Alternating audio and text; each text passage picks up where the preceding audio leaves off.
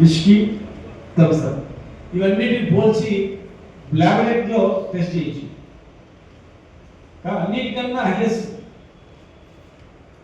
Vitamin B12 vitamin loss, potassium loss, magnesium loss, తర్వాత ఏ vitamin, C vitamin, నరాల బలహీనత, క్యాన్సర్ రాకపోవడానికి, ఎన్నో రోగాలకు ఇది ఔషధం లాంటిది అని చెప్పి సైంటిఫిక్గా చేస్తుంది దాన్ని. ఎవరు కథలు చెప్పిందండి. కానీ ఈరోజు ఏం చేస్తుందంటే దీన్ని ఒక కనిష్టంగా చూపించి మొత్తం దేశమంతా దీనిని పడుతుంది. పేపర్లు ఎక్కడ కలుస్తుంది. రాష్ట్ర జనాభాలో ఓన్లీ 2 or 3% మాత్రమే కళ్ళు సేవిస్తారు. 2 అంతకన్నా ఎక్కువ కాదు. ఇక 100 మంది ఉన్నామంటే 100 ఇద్దరు అవుతుంది. 1000 మంది ఉందంటే 20 మంది కూడా అవుతుంది. 2% పబ్లిక్ మాత్రమే సేవిస్తారు. ఎందుకంటే ఇంతటికి 100% సేవించేవారు, 90% సేవించేవారు.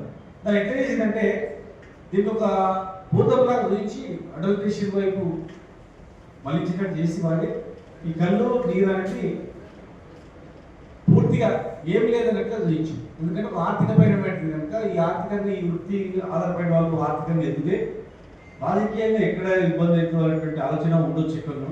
అందుకే ఏ ప్రభుత్వం చేయలేదంటే దీన్ని కలిస్తబెట్టి చేసి బీరు బ్రాండీ ప్రమోట్ చేసుకుంటూ వచ్చింది.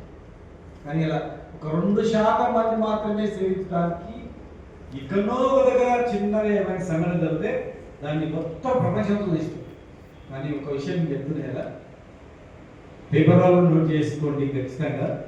ఈరోజు రోజుకు 56 లక్షల లీటర్ల పాలు మనం తెలంగాణలో డైలీ వాడుతున్నాం. 97-98% మంది పాలు తాగుతారు. పెరుగు, మజ్జిగను, పాలు, నెయ్యి లేదు. అంటే 98-99% పాలు, పాల బై ప్రోడక్ట్స్ మనం వాడతాం. కానీ తెలంగాణలో పాల ఉత్పత్తి ఎంత తెలుసా? కేవలం